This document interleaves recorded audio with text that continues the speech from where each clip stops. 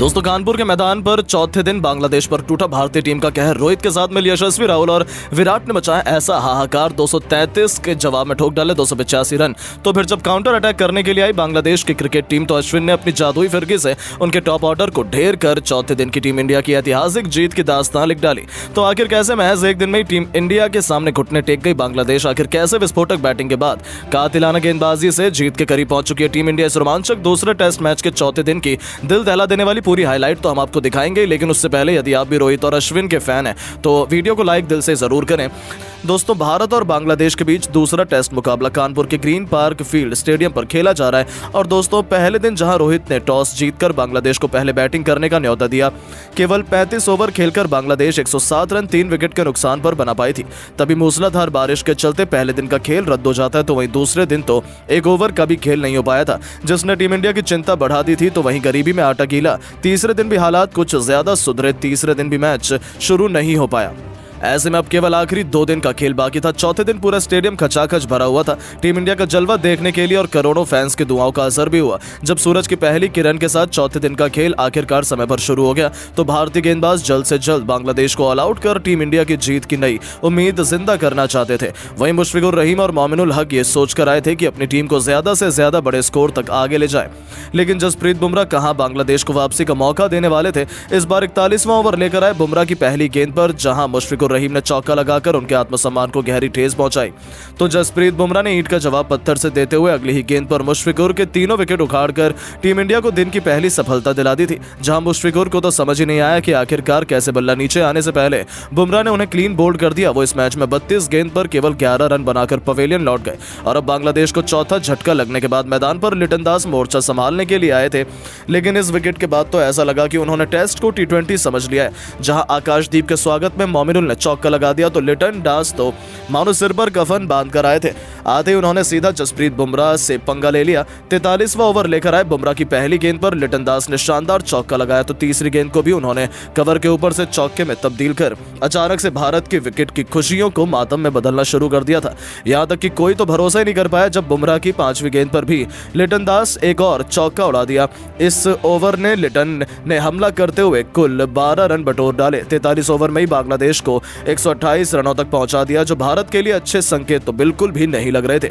Team India को जल्द से जल्द विकेट चाहिए था, क्योंकि इन दोनों के बीच एक मजबूत पार्टनरशिप पनपने लगी थी। खासतौर पर मोमिनुल हक ने अपना शानदार अर्धशतक भी इसी के साथ ठोक दिया था। यह खिलाड़ी अकेले भारतीय टीम की नाक में दम किया हुआ था। उन्हें रोकना किसी भी कीमत पर सबसे इंपॉर्टेंट हो गया था। भारतीय फैंस उदास और मायूस थे। भारतीय खिलाड़ियों को समझ नहीं आ रहा था क्या किया जाए, क्योंकि कोई नहीं चाहता था कि यह टेस्ट मैच ड्रॉ हो जाए। सिर्फ बांग्लादेश के अलावा 49 ओवर में ही बांग्लादेश ने 148 रन बना लिए थे। अभी तक उनके केवल 4 बल्लेबाज ढेर हो पाए थे। तभी तो रोहित ने अब अपनी रणनीति में एक बहुत बड़ा बदलाव किया। उन्होंने मोहम्मद सिराज को गेंद थमाई और फिर कुछ ऐसा हुआ जिसने इस मैच की दिशा को पलट कर रख दिया।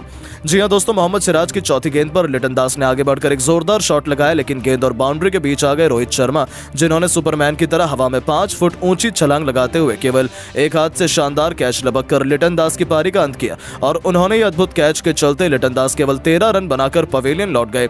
148 रनों पर बांग्लादेश की आधी टीम पवेलियन जा चुकी थी। अब टीम इंडिया ने मैच में पकड़ बनाना शुरू कर दिया था। हालांकि उनके आउट होने के बाद मैदान में उतरे शाकिब अल हसन ने मोमिनुल हक के साथ मिलकर मजबूती से अपनी टीम को आगे बढ़ाया, लेकिन उनकी ये पार्टनरशिप ज्यादा लंबी नहीं चल पाई। रोहित के तुरुपके के रविचंद्रन अश्विन ने शाकिब को अपने जाल में फंसाया, जिनका अपनी जान पर खेलकर बाउंड्री पर लाजवाब कैच मोहम्मद सिराज ने लपक कर टीम इंडिया को छठी सफलता दिला दी थी। जहां शाकिब अल हसन मुश्किल से केवल 9 रन बना पाए और भारतीय गेंदबाजों की आंधी में बांग्लादेश की पारी सूखे पत्तों की तरह बिखरने लगी थी। हालांकि एक तरफ से मैदान में चट्टान की तरह मोमिनुल हक में मौजूद थे, जिन्हें हिला पाना भारतीय टीम के लिए काफी मुश्किल हो चला था। उनका साथ निभाने आए थे अब मेहंदी हसन मिराज, जिन्होंने आते ही मजबूती से बैटिंग करी और टीम इंडिया को कोई और सफलता हासिल नहीं होने दी। इन दोनों ने देखते ही देखते अपनी टीम को 66 ओवर में 205 रनों तक पहुंचा दिया था।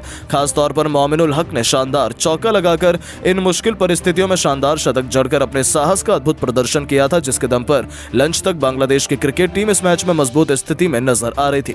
लंच ब्रेक के बाद वापस आते टीम इंडिया जल्द से जल्द बांग्लादेश को समेटना चाहती थी, और यह जिम्मेदारी इस बार रोहित ने सौंपी अपने सबसे बड़े हथियार जसप्रीत बुमराह के कंधों पर। हालांकि आते ही इन दोनों खिलाड़ियों ने सीधा काउंटर अटैक की रणनीति अपनाई। पारी का 70वां ओवर लेकर आए बुमराह की पहली 2 गेंद पर मेहंदी हसन मिराज ने 2 खतरनाक चौके जड़ दिए, लेकिन तभी बुमराह ने भी मेहंदी को सबक सिखाते हुए चौथी गेंद पर उन्हें शुभमन गिल के हाथों कैच आउट करवाकर 55 रनों की उनकी पार्टनरशिप का अंत किया, जहां मेहंदी केवल 20 रन बनाकर पवेलियन लौट गए। 70 ओवर में बांग्लादेश ने 224 रन बनाकर अपने 7 बल्लेबाज गंवा दिए थे। अब तो केवल मानो ऐसा लगा कि कोई ज़लज़ला आया जिसके सामने बांग्लादेश सूखे पत्तों की तरह उड़ गया। बुमराह ने अगले ही ओवर में इस बार तेजुल इस्लाम को क्लीन बोल्ड कर बांग्लादेश को 8वां झटका दिया, तो उनसे कंधे से कंधा मिलाते हुए मोहम्मद सिराज ने अगले ही ओवर में हसन महमूद को एलबीडब्ल्यू कर बांग्लादेश के 9 बल्लेबाजों को समेट दिया था। बांग्लादेशियों को तो समझ नहीं आया कि क्या हुआ, अचानक से उनका पूरा बैटिंग क्रम तहस नहस हो गया था। तो बांग्लादेश की ताबूत में आखिरी कील ठोकते हुए रविंद्र जडेजा ने उनके आखिरी बल्लेबाज खालिद अहमद को भी कॉटन बोल्ड कर पूरी की पूरी बांग्लादेश को केवल 233 रनों का समेट दिया। इसी के साथ सर रविंद्र जडेजा ने टेस्ट क्रिकेट में 300 विकेटों का जादुई आंकड़ा भी पूरा किया और इतिहास के पन्नों में अपना नाम सुनहरे अक्षरों में लिखवाया। बांग्लादेश की इस बर्बादी में सभी गेंदबाजों ने बराबर योगदान निभाया। सबसे अधिक जसप्रीत बुमराह को 3 सफलताएं हासिल हुई, तो सिराज अश्विन और आकाशदीप को 2-2 विकेट मिले। वहीं अंतिम विकेट रविंद्र जडेजा के खाते में गया। हालांकि अंत तक मोमिनुल हक 107 रन बनाकर अपनी टीम के लिए नाबाद रहे। अब देखना दिलचस्प होने वाला था कि भारतीय बल्लेबाज किस मूड से मैदान में उतरने वाले हैं।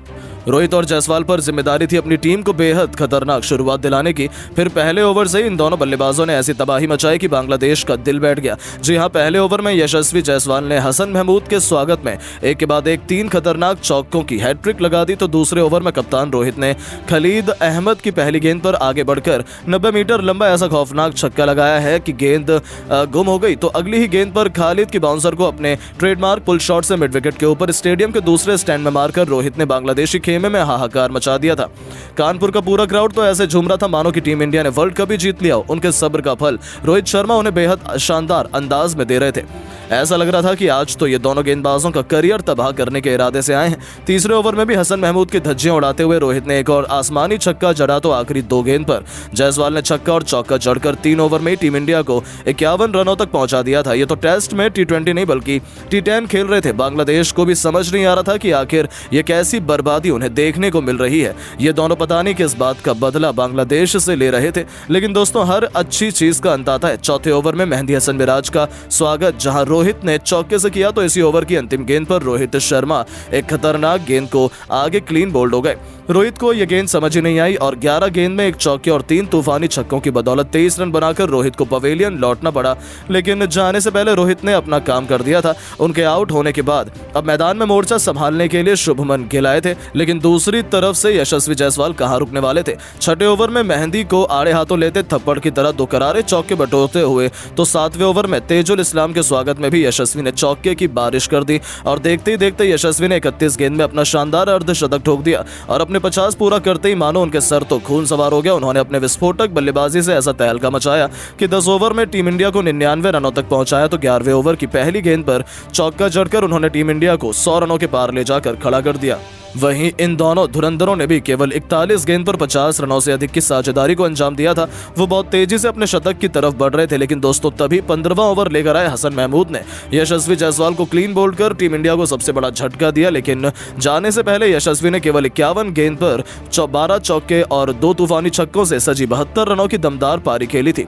उनके आउट होने के बाद बांग्लादेश की धज्जियां उड़ाने के लिए खुद ऋषभ पंत को भेजा गया था, जिन्होंने टी ब्रेक तक बांग्लादेश की और कोई सफलता हासिल नहीं होने दी। टी ब्रेक के बाद ये दोनों टीम इंडिया को बहुत बड़ी शुरुआत दिलाने के लिए आए थे, लेकिन शुभमन गिल जल्दबाजी कर बैठे शाकिब अल हसन ने उन्हें हसन महमूद के हाथों कैच करवाकर पवेलियन का रास्ता दिखा दिया, जहां गिल केवल 39 रन बनाकर पवेलियन लौट गए। उनके आउट होने के बाद मैदान में मोर्चा संभालने के लिए किंग कोहली आए। उन्होंने पंत के साथ मिलकर टीम इंडिया को 150 रनों के पार पहुंचाया, लेकिन इसी दरमियान दमदार बैटिंग कर रहे ऋषभ पंत भी शाकिब की फिरकी के आगे घुटने टेक बैठे। वो भी केवल 9 रन बना पाए। 159 रन पर भारत के 4 बल्लेबाज ढेर हो चुके थे। ऐसा लगने लगा कि बांग्लादेश कहीं टीम इंडिया को 200 रनों से पहले ऑल आउट न कर दे, लेकिन ये केवल उनकी गलतफहमी थी। मैदान में उतरकर लाजवाब राहुल ने विराट कोहली के साथ मिलकर फिर अपने बल्ले से ऐसा तहलका मचाया कि 25 ओवर में ही टीम इंडिया को 200 रनों के पार ले जाकर खड़ा कर दिया। विराट से लेकर राहुल दोनों चौके और छक्कों से सीधा बात कर रहे थे। देखते देखते राहुल ने केवल 33 गेंद पर T20 के अंदाज में अपना शानदार अर्धशतक भी ठोक दिया था। टीम इंडिया 29 ओवर में 246 रन बना चुकी थी, लेकिन तभी विराट कोहली शाकिब की फिरकी में फंस जाते हैं और 47 रन बनाकर उनके रूप में टीम इंडिया को 5वां झटका लगता है। तो उनके आउट होने के बाद जडेजा भी केवल 8 तो अश्विन 1 रन बना पाए। राहुल ने केवल 43 गेंद पर 68 रनों की शानदार पारी खेली, जिसके दम पर टीम इंडिया ने 34.4 ओवर में 285 रन बनाकर पारी को डिक्लेयर किया और बांग्लादेश पर 52 रनों की लीड हासिल की। तो फिर जब बांग्लादेश की क्रिकेट टीम बैटिंग करने आई तो अश्विन का कहर उन पर टूट पड़ा, जहां केवल 26 के स्कोर पर ही अश्विन ने जाकिर हसन और हसन महमूद को चलता कर बांग्लादेश की बर्बादी की कहानी लिख दी थी। और यहीं पर चौथे दिन का खेल खत्म होने के बाद अब यह कहना गलत नहीं होगा कि 5वें दिन बड़ी आसानी से टीम इंडिया बांग्लादेश को किसी चींटी की तरह मसलकर यह दूसरा टेस्ट मैच भी जीतने वाली है।